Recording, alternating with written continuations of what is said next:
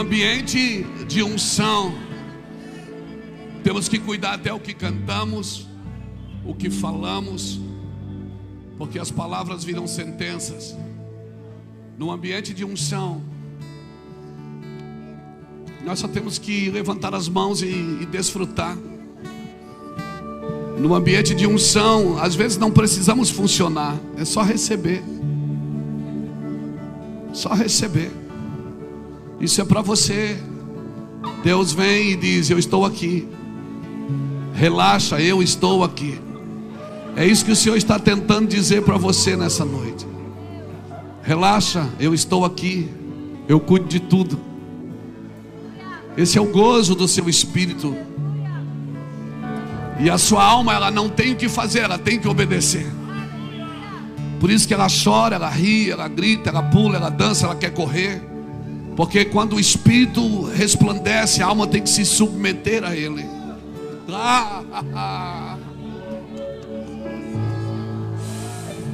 E o corpo também se submete ao espírito, porque o espírito está pronto. É o único que está pronto.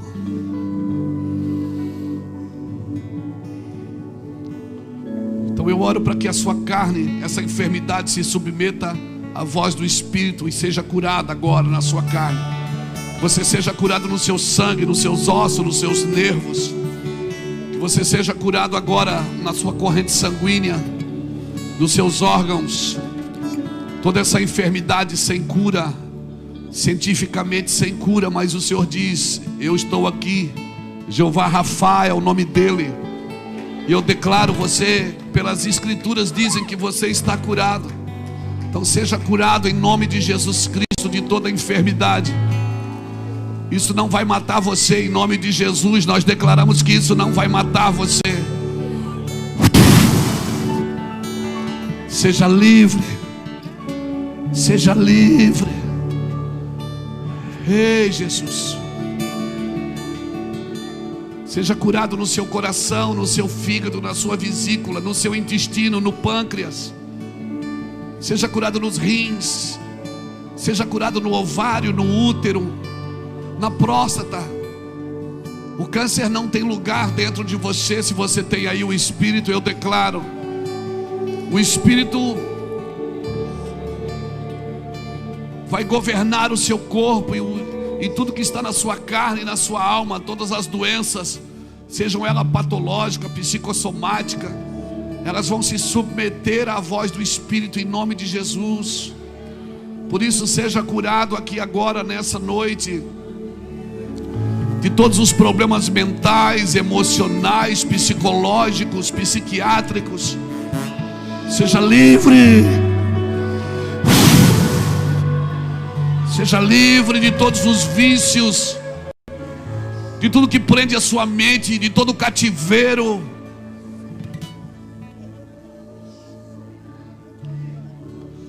Toda enfermidade causada por pecados não confessados, todo o cativeiro causado por pecados não confessados. Seja livre do cativeiro agora. Seja solto, livre, liberto. Um homem espiritual é como um vento. Declaramos você livre pelo Espírito. Fale com Deus. Deus está aqui, está ouvindo você. Conte para Ele agora. E seja livre. Eu declaro que você vai ter uma noite de sono incrível. Você que não dorme há dias,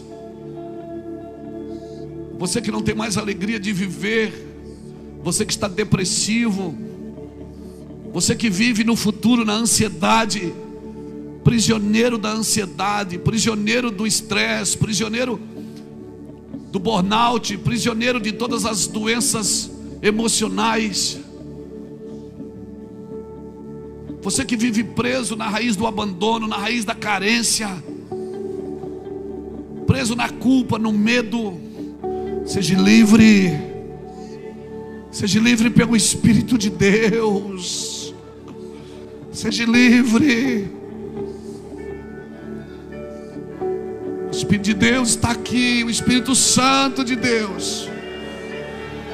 Você vai ter visitações incríveis nos próximos dias. Visitações do Espírito Santo na sua vida. Aleluia. Creia, apenas creia. A palavra, minha palavra vive em vós. Ouça o Espírito Santo de Deus.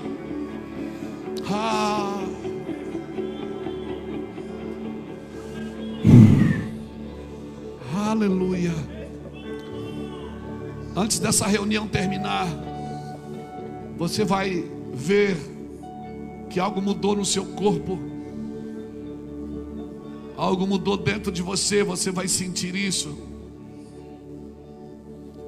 Vai ser palpável e visível. Em nome de Jesus. Aleluia. Aleluia. Aleluia. Aplauda ao Senhor por isso. A Ele a honra, a glória, o poder, o domínio e o louvor. Glória a Deus. Irmãos, abra sua Bíblia comigo em Êxodo capítulo 19. Glória a Deus.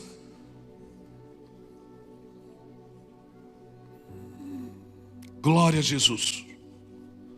Você que está pela primeira vez, seja muito bem-vindo. Nós estamos na terceira reunião de hoje. E sempre que você puder e quiser, seja bem-vindo. Você que está acompanhando pela internet também, seja muito bem-vindo.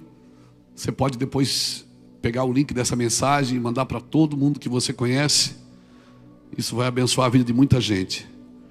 Abra sua Bíblia comigo em Êxodo capítulo 19, versículo 1 diz assim: no terceiro mês da saída dos filhos de Israel, Êxodo 19, versículo 1.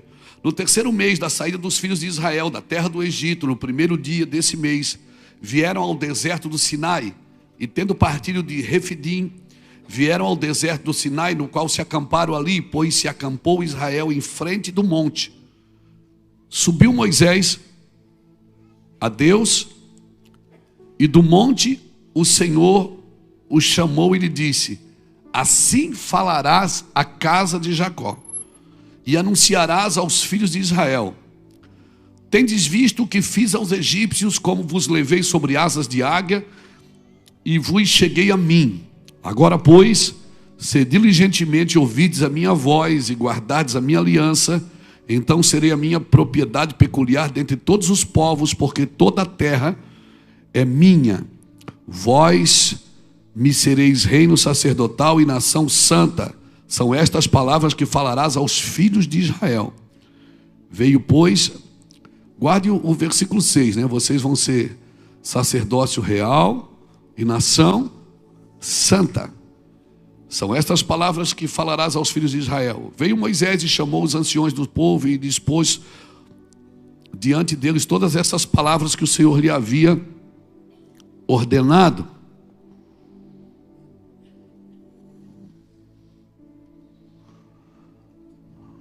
Então o povo respondeu a uma voz: tudo o que o Senhor falou faremos.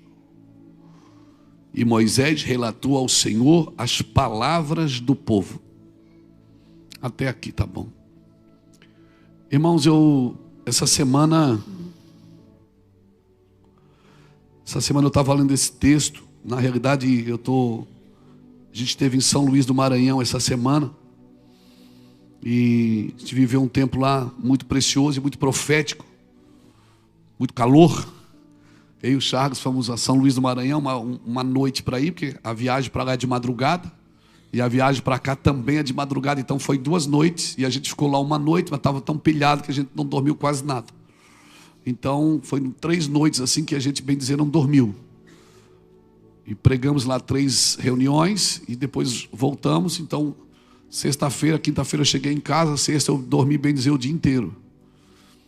E uma das coisas que o Senhor estava falando comigo lá, e foi onde saltou esse texto para ministrar com os irmãos, foi que todos nós, para nos tornarmos uma bênção coletiva, temos que ter uma experiência pessoal. Então eu não vou me tornar uma bênção coletiva para o corpo de Cristo se eu não tiver uma experiência pessoal com Cristo. Eu preciso ter uma experiência pessoal com Cristo. O problema é que quando às vezes a gente tem uma experiência pessoal com Cristo, a gente acaba endeusando essa experiência e não usando ela da forma eficaz como o Senhor desejaria. Porque se você passou alguma dificuldade, certamente Deus quer usar isso coletivamente. Deus quer, se Deus dá a um, não quer dizer que Deus ama mais aquele do que o outro. Deus dá a um para tocar a todos. Deus levantou Israel como o povo escolhido de Deus, como um protótipo, para que todas as nações fossem ministradas da mesma forma como Deus ministrava com Israel. Então, quando Deus levanta um, não tem a ver com aquele um, tem a ver com o todo, coletivo. Então, essas palavras falam muito forte ao meu coração. Então, eu quero pedir que você estenda a mão para cá, me abençoe. Quem sabe nessa noite, agora aqui, sai uma palavra que vai de encontro à tua vida e vai te encontrar também. Eu quero declarar isso em nome de Jesus, que algumas coisas vão encontrar você nesse texto, nessa palavra. Amém, irmãos? O povo sai do Egito. Deus tira eles do Egito e manda levar eles para o Sinai, para o monte do Senhor. Deus chama Moisés, o povo fica lá embaixo e Deus fala com Moisés: Moisés, diga ao povo que eles são meus, que eles vão ser um sacerdócio real e uma nação santa. Diga ao povo que, se diligentemente eles ouvirem a minha voz e ouvir e guardar a minha aliança, então eles serão minha propriedade particular. Embora toda a terra é minha, mas eu quero que eles sejam uma propriedade particular minha. E Moisés desce e fala com o povo. E Deus disse assim para eles: se eles forem sacerdotes reais, e eles serão sacerdotes reais e nação santa. Uma nação não é santa se o sacerdócio não for real, né? Uma igreja, ela só é santificada se o sacerdócio dessa igreja for real. Amém, irmãos? Uma família, ela só é modelo e exemplo se aquela família vive a realidade de uma família, de um casamento, não é? Então, para mim ser nação santa, eu preciso ser um sacerdote real. Não ideal, mas real. Eu preciso ser real com Deus.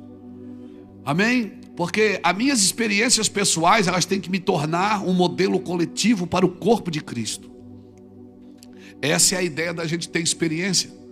Essa é a ideia de Deus revelar. E foi interessante porque na volta de São Luís, nosso voo era 4h40 da manhã, então a gente estava pilhado. Pregamos, saímos da reunião meia-noite. Os irmãos levaram a gente para comer na casa que a gente estava hospedado. E quem é que come, irmão? Estava pilhado ainda. Sabe aquela sensação que você não falou tudo ainda? Tinha mais coisa para falar. E eu entrei no avião, 3h30 de voo para São Paulo. E eu vim escrevendo 3h30. Eu vim escrevendo que eu estava pilhado. Eu queria pregar mais. E o dia não amanhecia, irmão. Que luta. E aí o Moisés desce, fala com o povo, e o povo diz: não, beleza, pode dizer para Deus que tudo que Deus mandar, nós faremos. Mas Deus não mandou fazer nada. Deus mandou ouvir. Deus não disse só vocês têm que fazer isso e aquilo. Deus disse: só ouçam a minha voz. Me ouçam. E o povo diz: não, diga para Deus que o que ele falou nós faremos. Nós vamos fazer o que é para fazer. Irmão, nós temos que aprender. Não dá para fazer sem ouvir. Eu preciso ouvir para poder fazer com nobreza, fazer com qualidade, fazer o que realmente é para ser feito. E aí você vai juntando os textos, né? E eu penso que nos dias de hoje nós precisamos de pessoas inspiradoras e encorajadoras. As pessoas estão muito desanimadas da vida. Muita gente desanimada da vida, muita gente ferida com a igreja, ou com a empresa, ou com alguém, feridos com o pai, feridos com o filho. Então nós precisamos de homens e mulheres encorajadores e inspiradores. E eu sempre penso, talvez é porque eu estou ficando mais velho, eu acho que essas pessoas são as pessoas mais velhas que deveriam fazer isso. Aqueles que já tiveram mais experiências, já sofreram um pouco mais, já viveram um pouco mais, não é? Às vezes quando eu estou aconselhando alguém, principalmente no lar, na família, no casamento, eu conto as minhas mazelas. Eu conto as nossas dificuldades, não é? E foi legal porque os pastores vieram trazer, muitas pastoras aqui da região, eles vieram trazer. E eles ficaram aí pela cidade e eu conversei aí com 5 pastores. Foi muito legal. Ministramos bastante. E eu estava falando isso para eles. Se você for olhar para João capítulo 8, versículo 9, quando trazem aquela mulher que foi pega em adultério, e aí Jesus disse, atire a primeira pedra quem não tiver pecado. E a Bíblia diz que eles começaram a soltar as pedras. Mas quem começou a soltar as pedras primeiro foi os mais velhos. Não foi os moços. Porque eu penso que os moços só vão soltar as pedras se os mais velhos soltarem primeiro, irmão. Porque sempre tem um modelo a ser seguido. Sempre tem um exemplo, né? um gabarito, vamos dizer assim. Sempre tem. Então, a Bíblia diz que na eternidade, os 24 anciões lançam as coroas sobre os pés daquele que vive e reina. Então, se eles não soltam nem as mãos, as pedras das mãos, você acha que eles vão tirar a coroa da cabeça, irmão? Então, eu e você precisamos entender isso. Que tem que começar talvez pelos irmãos mais velhos. Você vai ver Paulo dizendo para as mulheres mais novas ouvir as mais velhas. Você vai dizer Paulo, por exemplo, dizendo... Por quê? Porque elas já tiveram experiências um pouco mais. Quem sabe a geração mais nova estudou mais do que a gente. A geração mais nova tem mais capacidade, a geração mais intelectualizada, geração que fala melhor, que estudou mais, né? Às vezes a gente precisa ter uma crise de humildade para perguntar uma coisa em inglês para o nosso filho. Não é? Você não tem essas crises de humildade? Porque eles sabem das coisas. Mas eu penso que o modelo ainda tem que ser os mais velhos. A Bíblia ensina que é assim. Por isso os mais velhos devem ser respeitados, não é? Devem ser honrados. Os anciões, os presbíteros. Por quê? Porque tem que começar pelos anciões, irmãos. Para que os jovens tenham visões, os velhos precisam voltar a sonhar. Mas às vezes eu estou vendo velho que já está preparando a sepultura. Eles não estão mais sonhando. Já está preocupando para morrer, já tem a roupa até, já pediu até uma roupa que quer ser enterrado. Ó, meu irmão, se liga, mano. Ah, mas não diga para mim que isso é uma questão de organização. Depois de morrer, irmão, pode jogar eu numa vala, não estou nem aí. Vou ressuscitar mesmo. Agora, para os jovens ter visões, a gente cobra que os jovens não estão tendo visão. Os jovens precisam fazer, os jovens precisam crescer. Mas os mais velhos também precisam sonhar. Não tem nenhum velho que diz amém aqui, gente. Quem tem mais de 50 aí, levanta a mão. Então dá amém aí, grandão, irmão. Aham. Glória a Deus. Você é mais velho, meu amigo. A Bíblia diz que as cãs são a honra. As cãs são os cabelos brancos. Amém? São honras. Como é bom envelhecer. Não é ficar velho, é envelhecer. Amém? Amém, irmãos? Glória a Deus. Então, você tem que sonhar. Você tem que sonhar para realizar. Você tem que construir o seu futuro. Amém? Você não está aqui para impressionar pessoas.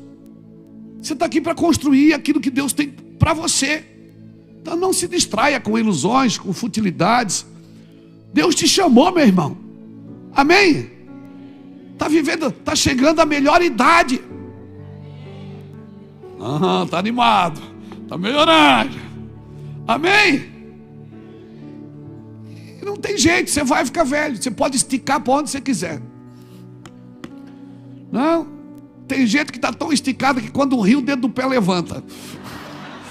Você pode esticar para onde você quiser, meu amigo, minha amiga. Mas eu vou te falar, não tem jeito, meu irmão. Vai envelhecer. Não é? Não é? Não vai?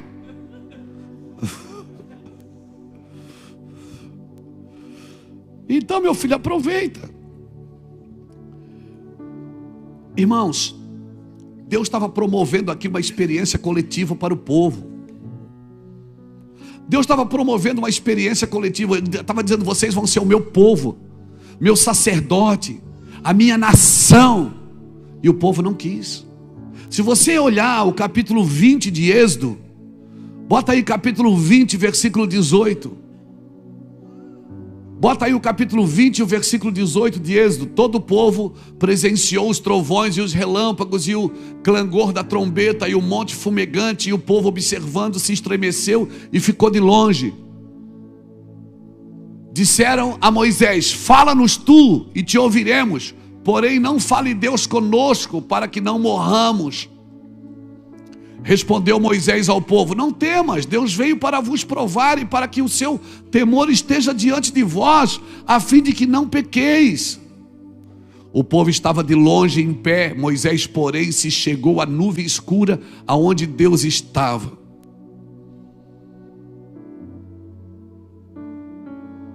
Você está me entendendo? O povo queria promover uma bênção coletiva, gente. Eu vou descer para todos vocês. Deus estava preparando uma apresentação. Bota ali o versículo 22. Então disse o Senhor a Moisés: assim dirás aos filhos de Israel: viste que dos céus eu vos falei, não fareis Deus de prata, não, tá bom, pode tirar, não é isso aí não. Deus estava promovendo uma investida coletiva. Deus estava dizendo o seguinte: ó, vocês fiquem preparados, se santifiquem. Se você ler o texto 19 todo, você vai ver Deus dizendo assim: ó, vocês se preparem porque eu vou descer. Eu vou descer, e quando eu descer, se vocês me ouvirem e guardarem a minha aliança, vocês, todos vocês serão o meu povo. Vocês serão o meu sacerdote e o meu povo. Ou seja, a partir de vocês é que eu vou ensinar como que eu quero para as outras nações. E aí o povo disse: está tudo pronto, Deus, pode descer. Aí Deus desce. Só que Deus gosta de aparecer, irmão. Ele desce e ele gosta de se mostrar. E quando ele desceu, o show foi pirotécnico. Tinha clangor de buzina, trombeta, monte fumegando. Aquele povo começou a ver aquilo e começou a correr. E Moisés ficou no meio. Moisés disse assim: gente, vem cá, Deus está falando com a gente, peraí. O povo disse: não, fala tu e ouviremos, mas não fale Deus para que não morramos. E até hoje o povo prefere alguém que fale de Deus para ele do que experimentar Deus na sua coletividade. Até hoje é melhor ter um Luiz Hermínio, um João, um pastor falando de Deus, e Deus dizendo: eu vou descer, eu quero me mostrar para todos vocês vão me ver, todos vocês vão me ver. E o povo disse: aleluia, pode vir Deus, é nós.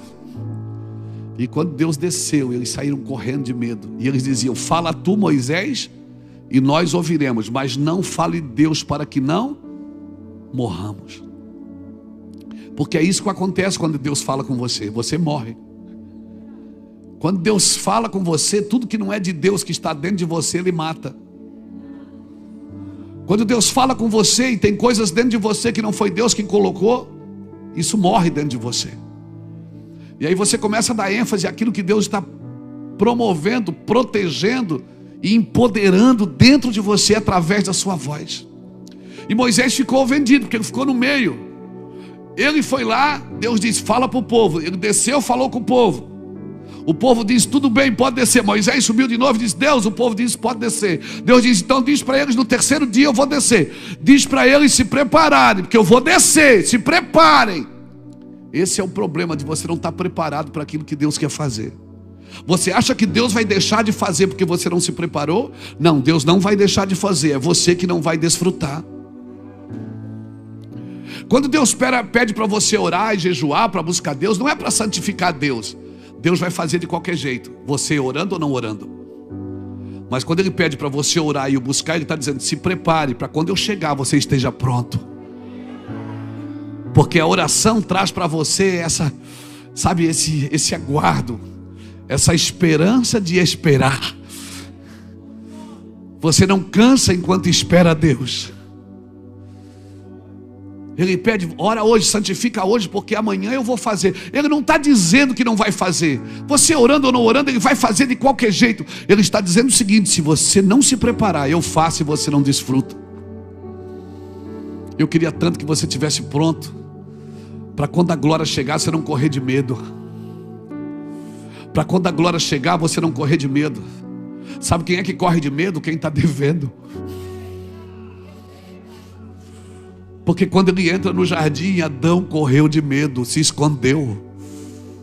O Deus que visitava todo dia, o Deus que ele via todo dia. E Adão se escondeu e disse: ouvi a tua voz e tive medo. Sabe quando que a presença de Deus, a voz de Deus traz medo e confusão na sua cabeça?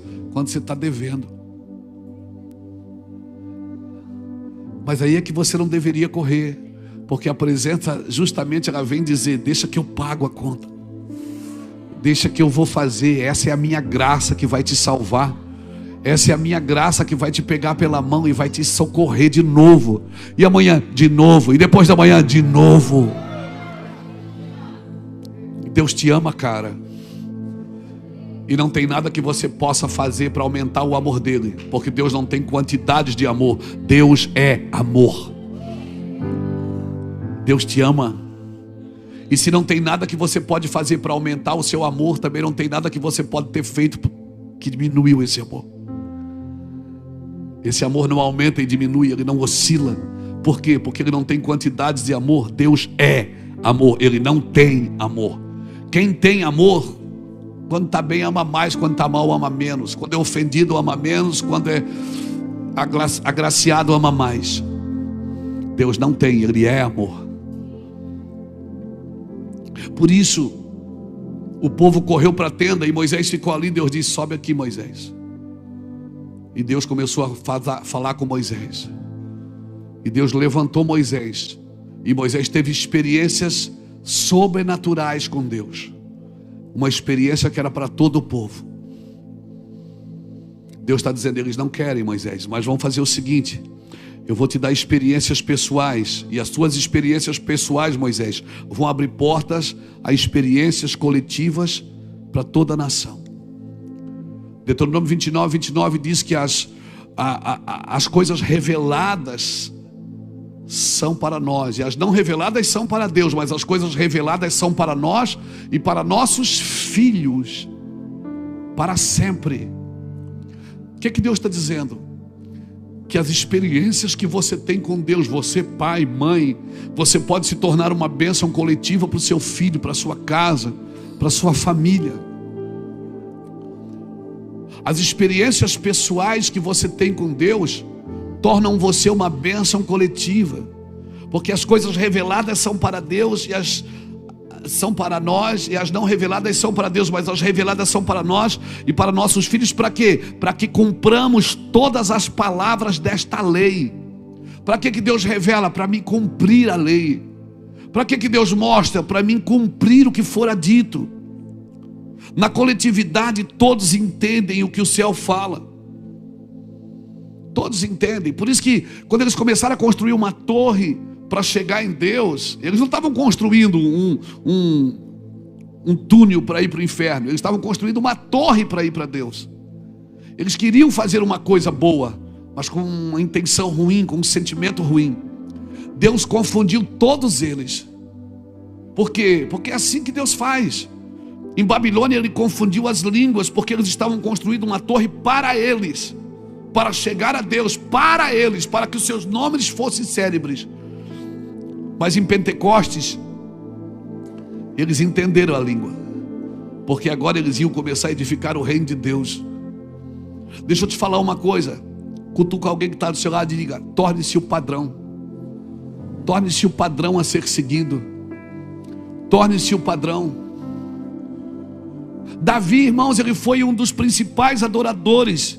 As suas percepções e experiências no meio da glória de Deus se tornaram o padrão, a qual gerações posteriores começaram a seguir o padrão de Davi.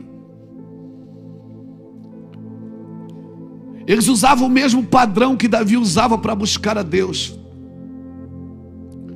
Até quando Deus escreve, o Senhor Jesus escreve para a igreja de Filadélfia, lá em Apocalipse capítulo 3, ele diz: tu tens a chave de Davi, que abre e ninguém fecha, e que fecha e ninguém abre. Ele está falando de adoração. Ele está dizendo: você entendeu o que é adoração, e quando você abre, ninguém consegue fechar. Ninguém pode parar um adorador, irmãos. Mas o objetivo desse adorador não é só vender a sua música, vender o seu show, ou vender a sua unção. É se tornar uma bênção coletiva. O motivo de Deus levantar um pregador com uma palavra genuína, autêntica, profunda, não é para ele vender as suas palavras simplesmente, não é para ele tornar o seu ministério célebre, é para ele se tornar uma bênção coletiva para o corpo de Cristo. Você pode até prosperar com isso sem problema. O problema é que você, se não se tornar uma bênção coletiva para o corpo, as suas experiências, talvez aquilo que era bênção para você pode se tornar um problema na sua vida. Olha para Elias, o profeta do poder. A mesma unção de denúncia se tornou o protótipo de João Batista. Olha para esse cara, a sua entrega ao propósito se tornou o padrão de vida para todo o povo de Israel até hoje, irmão. Até hoje você vai a Israel, Elias é lembrado por causa da sua entrega, por causa da sua renúncia, por causa do seu padrão de ouvir a Deus. Irmão, se torne uma bênção coletiva para a sua cidade. Se torne uma bênção coletiva para a sua igreja, para a sua família. Se torne alguém coletivamente abençoado. Porque se a sua experiência pessoal não tornou você em alguém coletivo para o corpo, irmãos, não faz sentido. Eu conheço homens e mulheres que são bênção na obra de Deus, mas são bênção para si mesmo. São bênção para si mesmo. Não alcançaram o lugar de vitória em Deus. Davi alcançou um lugar de vitória em Deus, se tornou essa bênção. Irmãos, muitos reis foram abençoados só porque eram da linhagem de Davi. Você pode imaginar isso? Na sua descendência vai nascer homens e mulheres abençoados por causa da tua linhagem, por causa das tuas decisões e das tuas escolhas, porque as suas decisões são geracionais, irmãos. São geracionais. A ideia de Deus sempre foi o todo, sempre foi a coletividade. Deus é uma comunidade de três: Pai, Filho e Espírito Santo. Deus é plural. A oração é plural. Pai nosso que estás no céu, santificado seja o vosso nome. Venha a nós o vosso reino. Seja feita a tua vontade, aqui na terra como é no céu. O pão meu de cada dia. Não é o pão nosso de cada dia. O pão é nosso, o Pai é nosso, o céu é nosso, a igreja é nossa. Aleluia! É coletivo, irmãos. É algo coletivo. Eu não tenho o direito de fazer isso para mim, simplesmente para mim. Se você quer ter experiência pessoal, se prepare. Só pode ter experiência pessoal se você quiser ser uma bênção coletiva. E Deus vai te dar experiências pessoais, irmãos, boas e ruins. Davi teve anos de preparo para o seu propósito. Olha a trajetória de Davi. Você vai estudar a vida de Davi, você pira, porque quantas pessoas boas passaram pela vida de Davi, quantas pessoas ruins passaram pela vida dele, para torná-lo um homem segundo o coração de Deus. Leão, urso, gigante, exércitos. Mical, a filha de Saul, que condenava inclusive a adoração de Davi. O próprio Saul, que enquanto Davi tocava harpa para ele, planejava em matá-lo. Meu Deus, Doeg, um homem que Davi ajudou e foi lá e entregou Davi para Saul, e Saul matou 85 sacerdotes por causa dessa fofoca. Absalão, o filho que Davi criou, amou e tomou o seu trono. Simei, o homem que Davi ajudou, serviu, e agora Davi estava em pecado e ele estava acusando Davi. Joabe, o exército, o cara que Davi trouxe junto para ser comandante do seu exército, e Davi pediu: não mata meu filho, pois ele matou. Quantas pessoas, irmãos? Jonatas, um bom homem que passou pela vida de Davi e morreu. Mefibosete, o homem que Davi botou na mesa com ele. Samuel, o homem que consagrou Davi. Então, querido, muitas pessoas vão passar pela sua vida. Você vai ter experiências boas e ruins com pessoas. Amém? Você vai ter experiências boas e ruins. E o que elas estão fazendo quando passam por você? Te preparando, te preparando, te preparando, te preparando, para você ter uma experiência pessoal. E aí uns vão te ofender, outros vão te ferir, vão te machucar. Vão ou não vão? E você também vai ferir gente. E você também vai machucar pessoas. Não é? Não, eu sou assim porque eu sou sincero. Às vezes não é sincero, é grosso, estúpido. Então todos esses treinamentos fazem de você um homem segundo o coração de Deus. Então a maneira de Deus é essa, irmãos. A maneira de Deus é preparar a gente para a gente ser uma bênção coletiva. Porque senão, querido, você vai usar das experiências que Deus te deu para o corpo, para você mesmo. Você vai enriquecer com elas, você vai prosperar com elas. E aí? Irmão, a maneira de Deus para alcançarmos justiça e santidade, primeiro é pela entrega, depois é pelo esforço. Não adianta se esforçar se não tiver entrega. Pode jejuar 7 dias por semana, pode encher aquele envelope de oferta, vai ser bom para a igreja, mas para você, se não haver entrega, não adianta se esforçar para adorar, se esforçar para buscar, se não tiver uma entrega total, meu irmão. Deus ainda quer se manifestar coletivamente. Por isso que hoje eu pedi, quando a glória desceu aqui, eu disse: espera aí, vamos deixar o sangue correr no corpo. Tem alguém doente? Vamos todo mundo orar por ele.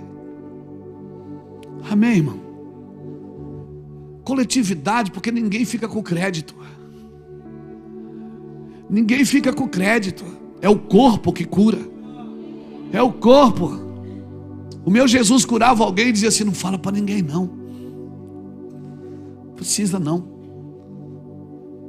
Como é bom o corpo funcionando. Todo o corpo abençoando, lidando. Isso é igreja, meu irmão.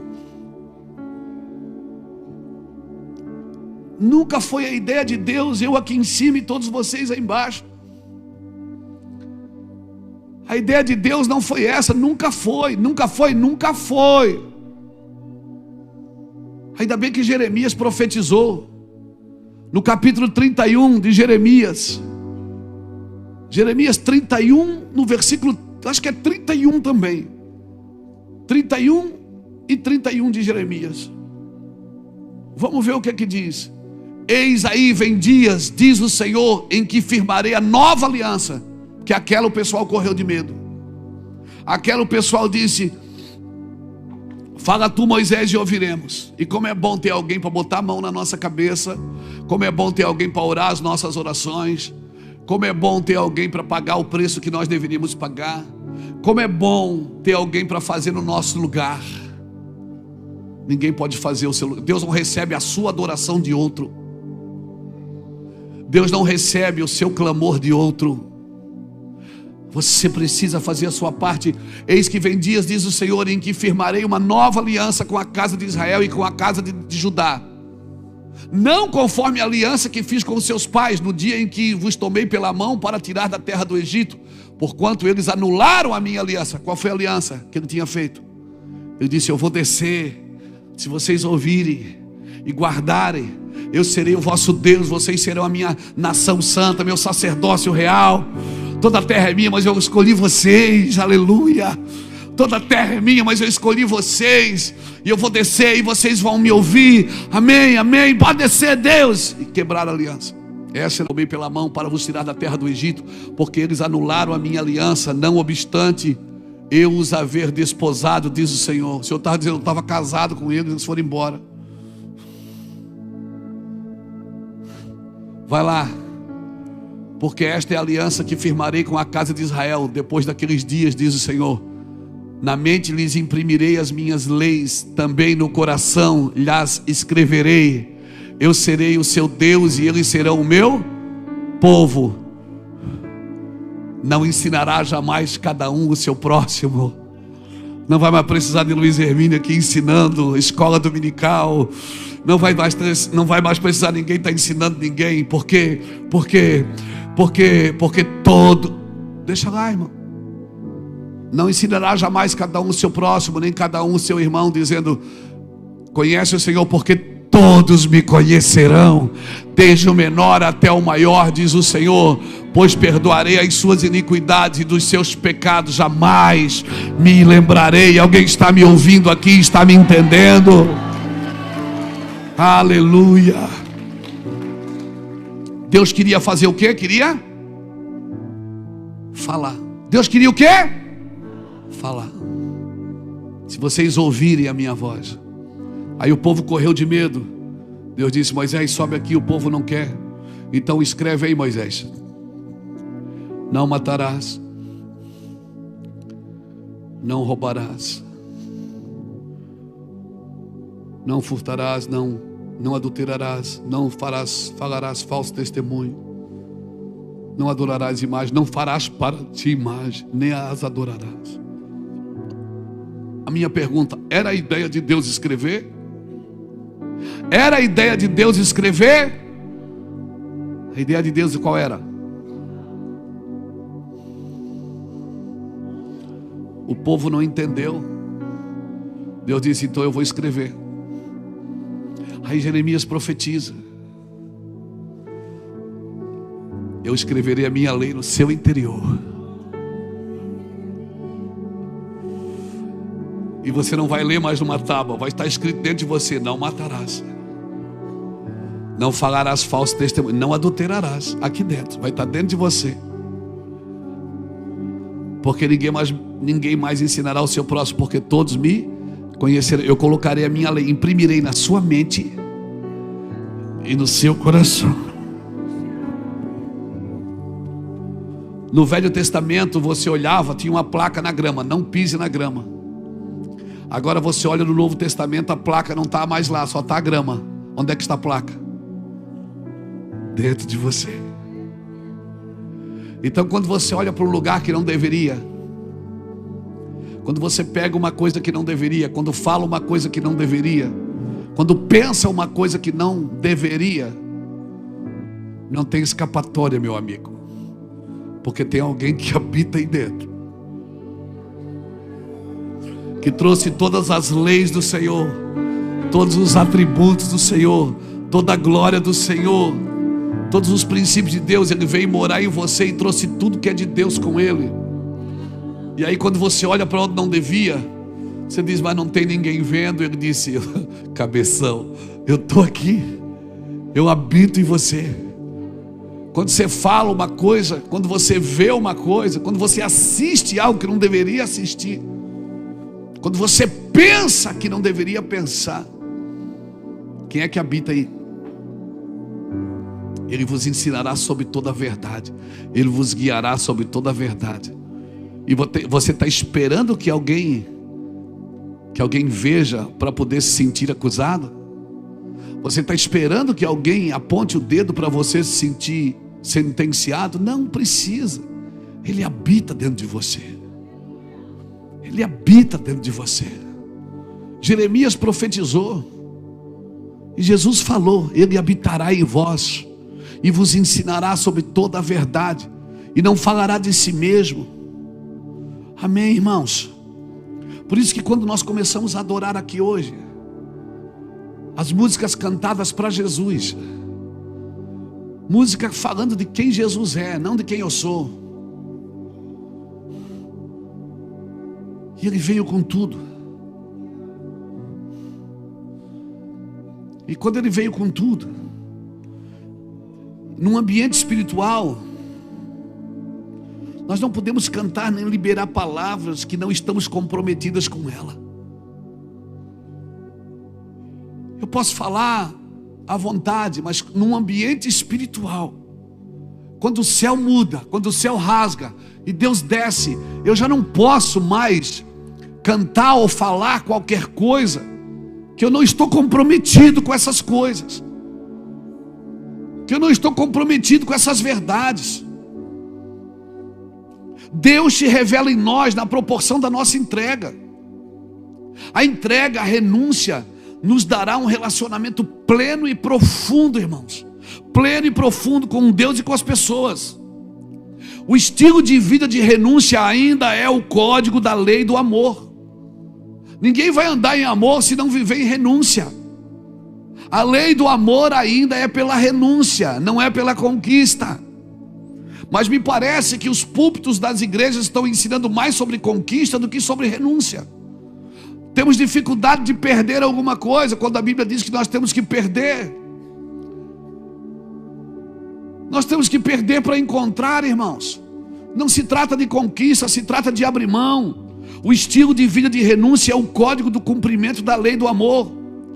Nossas renúncias, elas tornam nossos ouvidos afinados.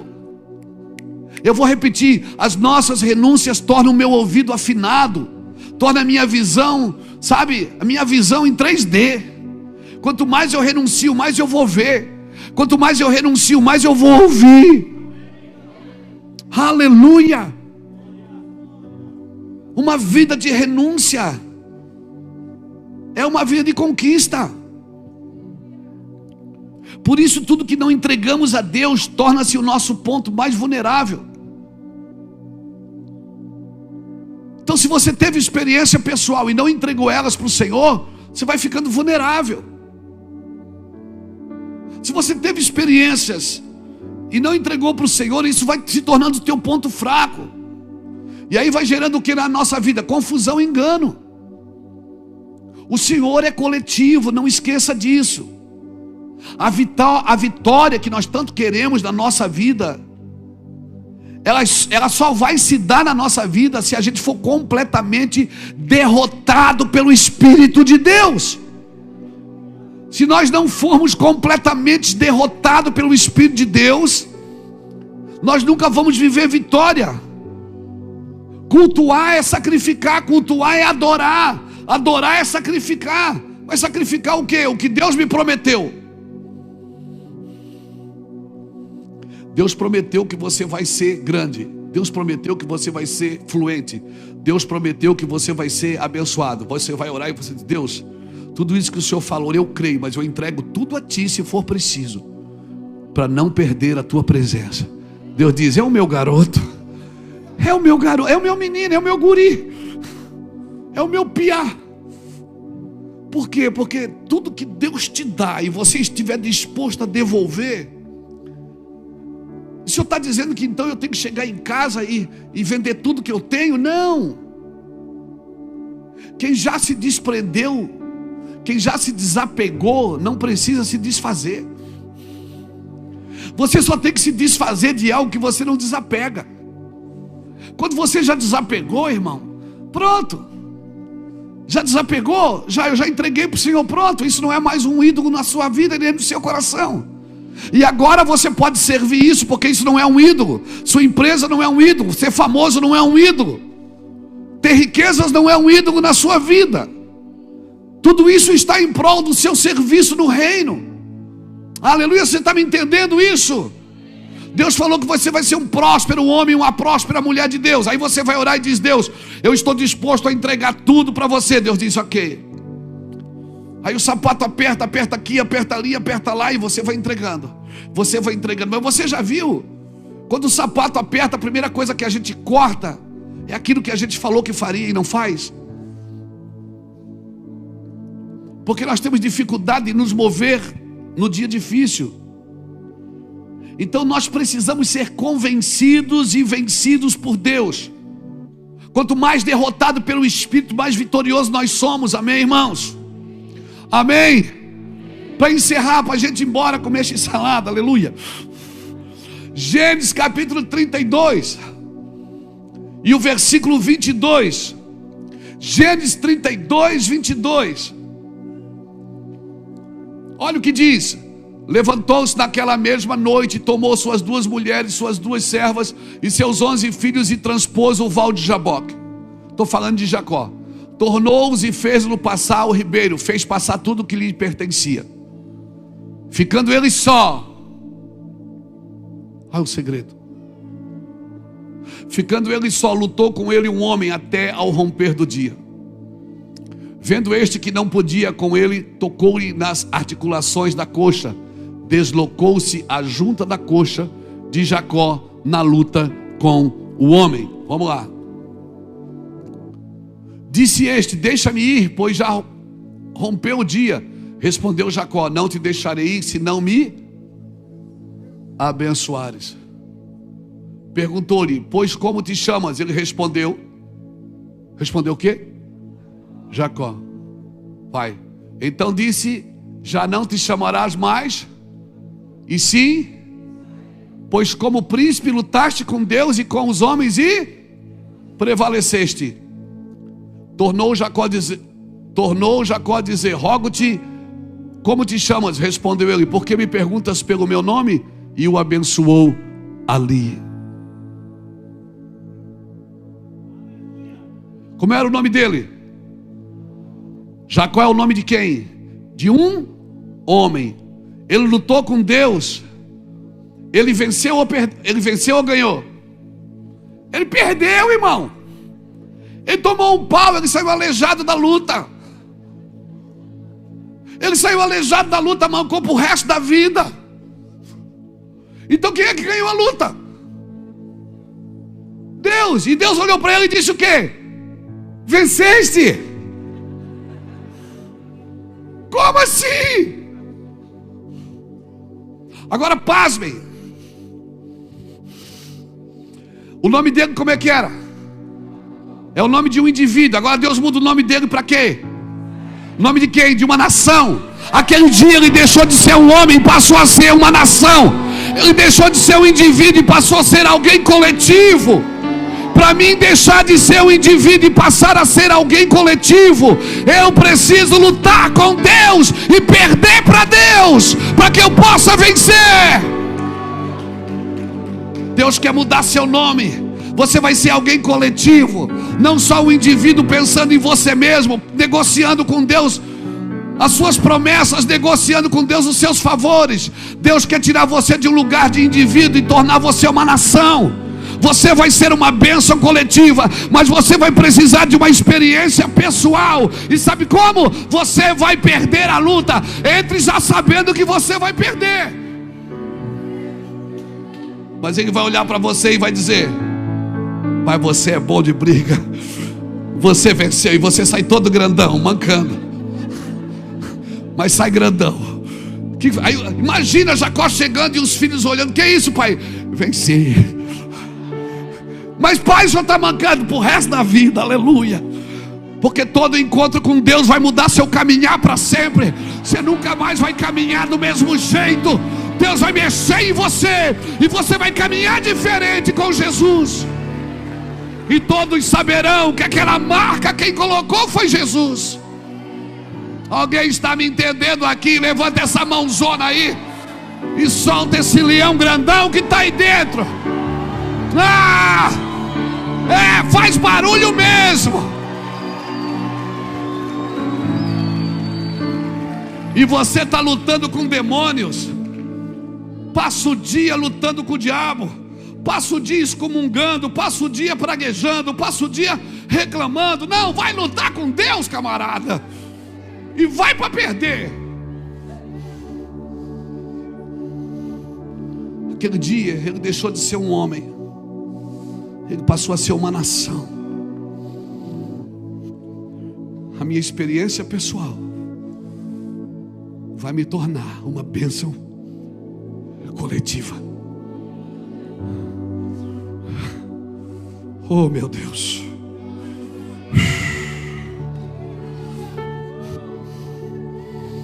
Luta de vida ou morte você tem que ter com Deus, não é com o diabo.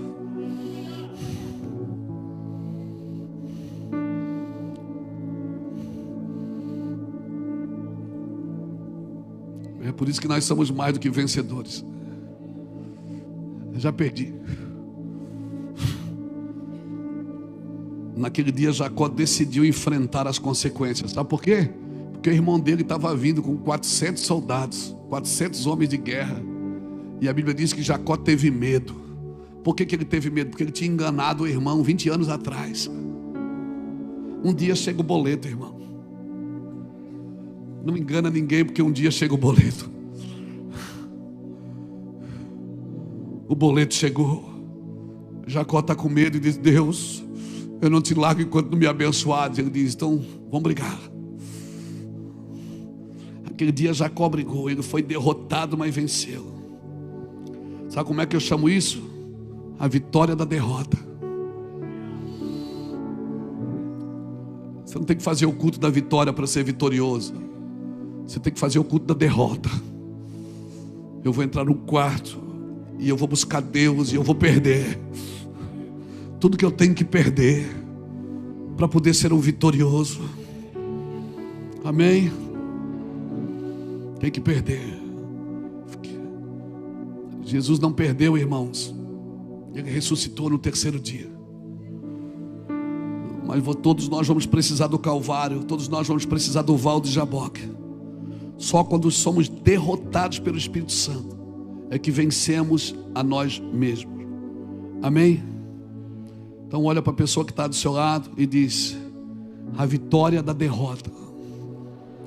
Diga: a sua vitória está em perder para Deus.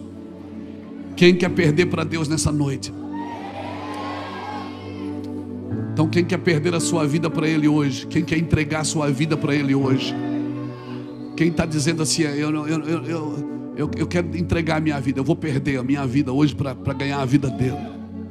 Eu quero soltar a minha vida aqui para ter a vida dele comigo. Você quer que Deus abençoe sua vida e Deus quer que você perca a sua vida. Você quer que Deus abençoe ela e Deus está dizendo: perde ela para mim e eu vou te dar uma vida nova, uma vida cheia da minha presença. Então você que deseja entregar a sua vida para Jesus, hoje é a sua noite. Talvez você não tenha outra noite como essa. Hoje é a sua noite. Se hoje ouvires a voz do Senhor teu Deus, não endureça o seu coração. Se Deus falou contigo nessa noite e você sabe que você tem que perder: mas eu já aceitei Jesus. Eu não estou falando de aceitar Jesus. Você pode ter aceitado Jesus, mas nunca ter perdido a sua vida. Então eu quero falar para crente hoje, para crente que já aceitou Jesus, mas sabe, tem condição, que ainda tem consciência que ainda não perdeu a sua vida. Então, se você tem consciência que ainda não perdeu a sua vida, hoje é a sua noite.